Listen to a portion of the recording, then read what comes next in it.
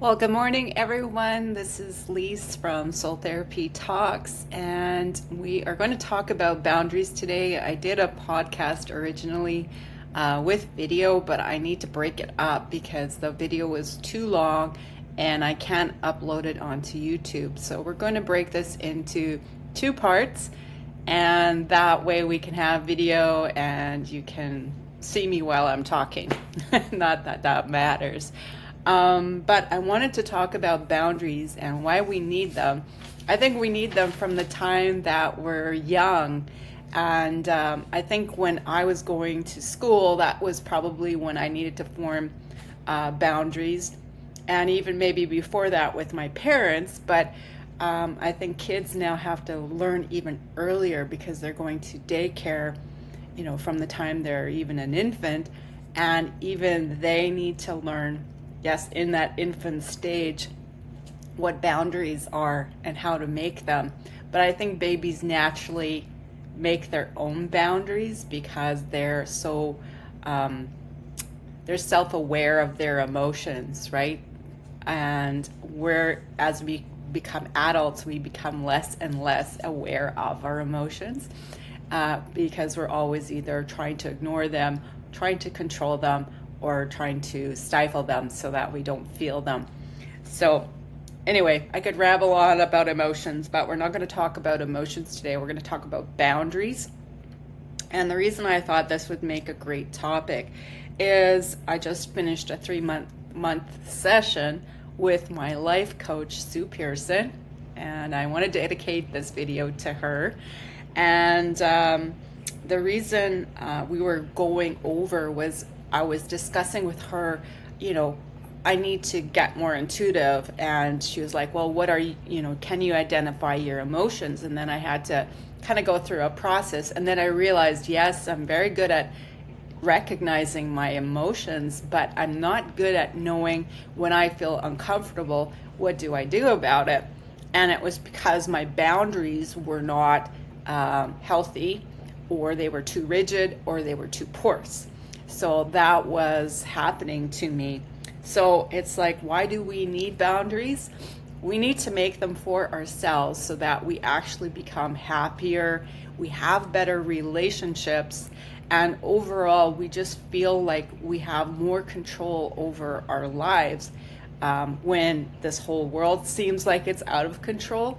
So this really helps a lot because you feel more confident, more self-aware. Like since I've started this definitely has made a difference in my life. So I want people to realize, and this is more of a video for adults. Some of the stuff I went over, I find some of it applies for teenagers as well. So teenagers could watch this. But for children, if you are interested in having something about for children for boundaries, I definitely would be open to doing something for that. So just give me a shout out if you're interested in that as a parent. So today our podcast is sponsored by Soul Therapy Wellness Spa, which is my business. I'm the only one who can afford to, do this. I don't have any sponsors yet, so I'm taking time out of work to do this. Our 21st anniversary is coming up in March, and so we just want to let you know, please follow us on Facebook at Soul Therapy Wellness Spa. Check out our website at soultherapywellness.com. Our open house is on March the 7th, and you can reserve a free makeup lesson if you're interested, so give us a call. And we have a 2-buy-2 get 1 free special for reflexology and our microfacials, and it's to relieve your stress or to look younger. So that is our sponsor for today. Anyway, let's get back onto boundaries. So there are different types of boundaries, and maybe we'll just go over what are boundaries. So boundaries are simply the limits, rules, or lines we set for comfort.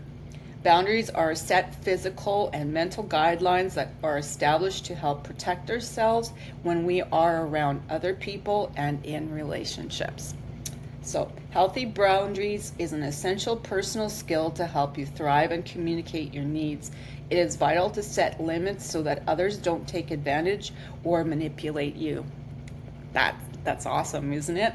So, for example, a person with a solid boundary will feel comfortable saying no when asked to do something they are uncomfortable doing without feeling the need to apologize. Now, how many of us have always apologized for not wanting to do something?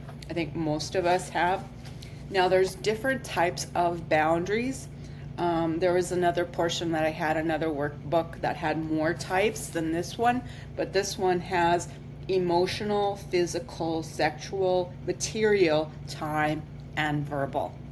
So we're going to go over these different types. Now, first of all, we need to find the sweet spot, they call, so it's the right balance in our boundaries.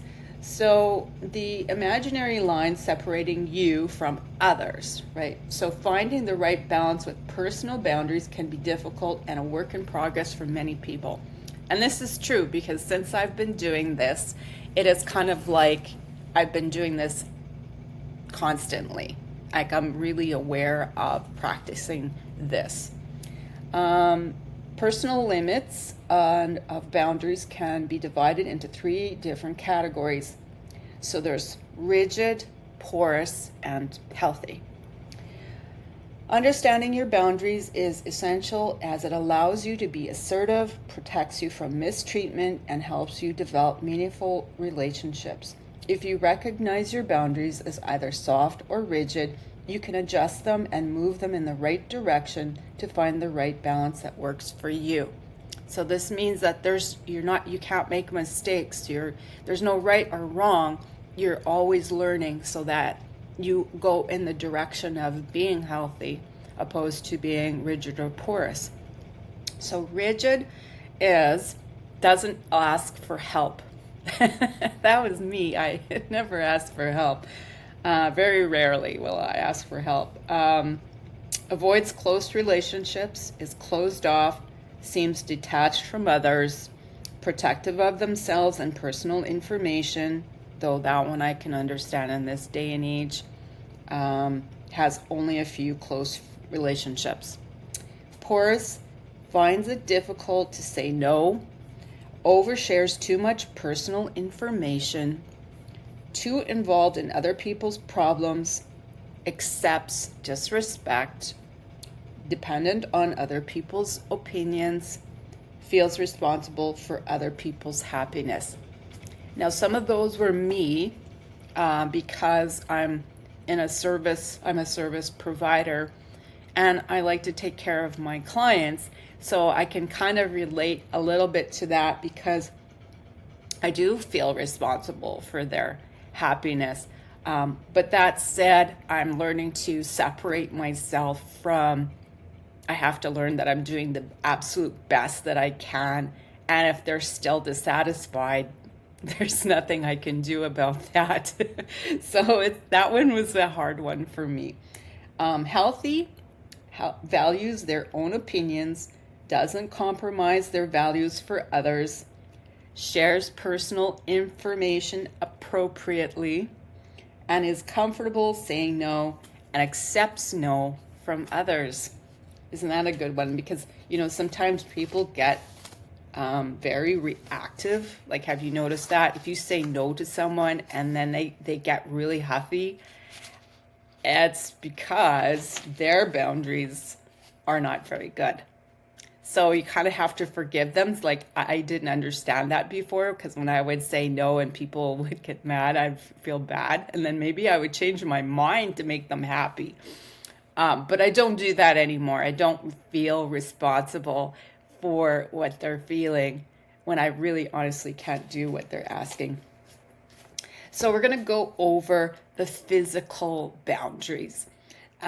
These are referring to your body, physical touch, personal space, and privacy.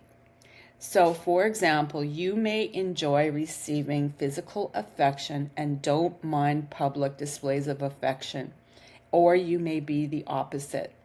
A violation of your physical boundaries may be if someone touches you inappropriately and makes you uncomfortable. So, I think most people have been in that situation, right? So it is hard to say stop that or don't do that. I don't like that. That's a big one. So someone with a healthy physical boundary is also aware what is appropriate and what is not, such as greeting someone with a handshake rather than a kiss on the hand if you just met them.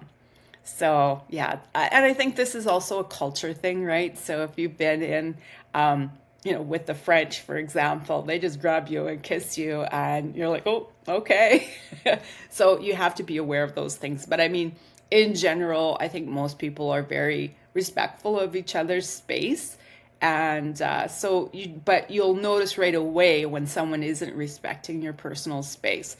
So unhealthy is touching someone in a way that makes them feel uncomfortable, sitting too close to people, talking too close to people, going through someone's personal belongings without their permission, and kissing in front of other people when it makes them feel uncomfortable. And healthy is touching someone appropriately, such as knowing when to kiss on the cheek, handshake, or hug, allowing an appropriate distance between yourself and others when talking, and speaking up when you feel uncomfortable. And that one's a big one, I think, for myself anyway, because have you noticed people don't feel comfortable when they are not feeling good about something? And it is really hard to speak up and say, I don't like that, I don't want to do that, or I'm out of here, this is not for me. It's pretty hard, right? So that is a physical boundary. And then the next one we're going to go over is sexual boundary. And sometimes this is a tough topic, and I want to just point out that we are bombarded with sexual images all the time. And yeah, we still feel uncomfortable talking about, sexual situations. And yet we see it on television and social media, pretty much everywhere all the time. And it's just like an accepted norm, but it's not really normal, is it? We've just become conditioned to accept it. And I think that's wrong, but that's my personal opinion. I get really annoyed when I see a lot of sexual images. I just turn it off, or especially in music videos, like I just don't watch them a lot of times if they actually have a story. But when they have, females especially twerking and half dressed, I'm just like, I don't get that. Like, it doesn't really make a difference if they would dress appropriately and still dance. It would still make the song just as good, but they don't. They overdo it all the time, and we have to accept that, like that's normal, and I don't. So anyway. We have to create limits around anything to do with sex. They are essential for everyone to have, whether you are in a current sexual relationship or not. Sexual boundaries include consent, understanding of someone's privacy, preferences, and agreements. Violations of your sexual boundaries might include allowing someone to do something that you are not uncomfortable, allowing someone to get angry at you if you say no to have sex, get punished, unwanted touch, abuse or assault, or someone lying to you about their sexual health and history. So that's a big one. Unhealthy is not discussing consent, not feeling as though you can discuss contraception and protection, allowing people to take advantage of you sexually, not saying no to things that you are uncomfortable in doing. Healthy is discussing privacy with your partner, such as not discussing your sexual experiences with others, asking the male to use protection, discussing your desirable needs and wants, and not being afraid to say no. So that is the sexual boundaries. And probably, some of these things will resonate with you even if they don't resonate like right now, but they'll resonate with situations that you have been in the past. And you'll realize that your boundary back then wasn't as strong as it is now. And what you went through to make that boundary more strong and more healthy. It's kind of interesting. You kind of look back on your past and you can see an evolution of your boundaries. So this is really, for me, very valid. So the next one we're going to cover is material boundaries. So this refers to your personal belongings and possessions, including your home, car, jewelry, clothes, and furniture. Setting healthy material boundaries ensures you know how comfortable you feel with others borrowing your things and knowing what you will allow to be borrowed and what you will not allow. It also includes communicating to others your expectations and limits on when you lend things to them, such as how you expect them to treat your things and the time you have on your borrowed items. For example, a violation of your material boundaries would be that someone took something of yours without asking and returned it broken. I think that's a typical kid thing, right? Teenagers do that a lot, I would have to say. So unhealthy is allowing people to take your things without asking, not asking for your things back, allowing things to be returned in bad condition, and not knowing who you have lent your things for or to. I have had friends that do that. They actually would leave stuff or lend stuff to friends and then not know who they lent their things to. I couldn't get that. But I grew up an only child, so I can't relate. I would keep my stuff to myself. A healthy is setting a time limit on things being borrowed, ensuring that people ask taking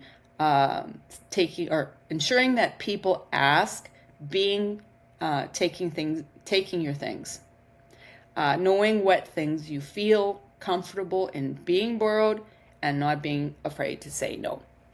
So I always was neither a borrower or a lender bee kind of person. I kind of was raised like that.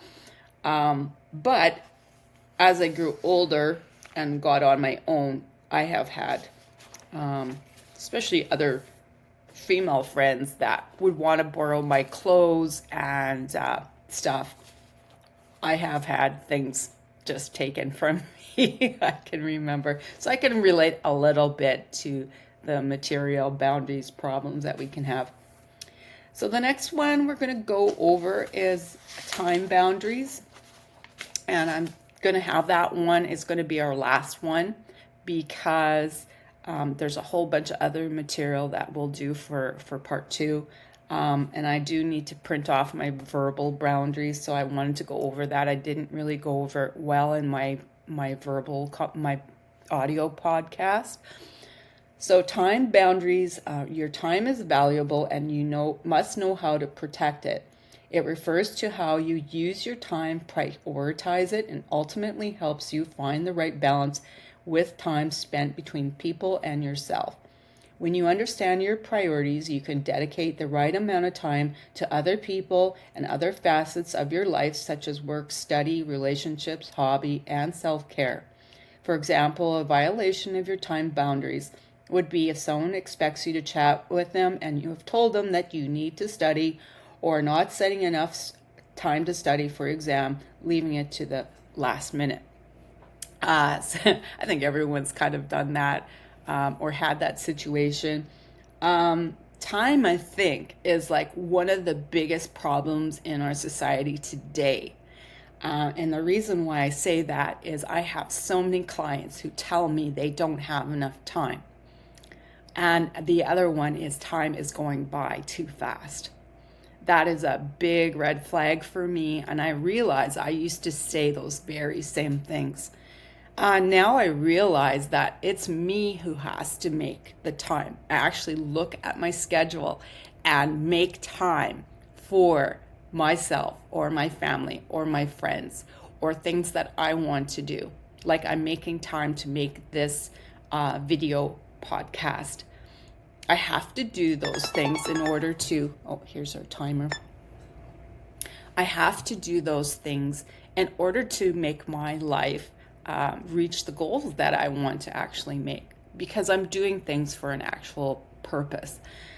So let's go over unhealthy.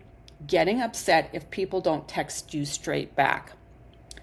Calling people early in the morning or late at night. Giving up your own plans to be with someone else. Studies the night before the test. Unhealthy is prioritize time for yourself. Sets a time to work or study. Has good time management and doesn't overcommit to one person or one thing. So I think this is pretty valid, because I have to adjust the light because the sun is rising here. So this is big time important. I think that a lot of people can relate to what you need to do for a time boundary. And if you don't, you will be very dissatisfied with your life because you're not making enough time for yourself, your family, or for others. But I find the number one thing that people don't make time for is self-care. Number one, without a doubt, people are failing this one big time. And I know because I'm a self-care expert. I specialize in helping people de-stress and have a healthier lifestyle and just get into parasympathetic state, which, by the way, is us trying to be in a relaxed state, and we're supposed to be in it 80% of the time, but we're not. It's like 20% of the time we're in parasympathetic. We're lucky if we even reach it in our sleep. And 80% of the time we are in fight or flight, which is creating a lot of illness and disease and dissatisfied life, because you are in a basically adrenal fatigue, and you don't even know it because you're so busy doing everything else, and sometimes so busy doing everything else for someone else and not yourself.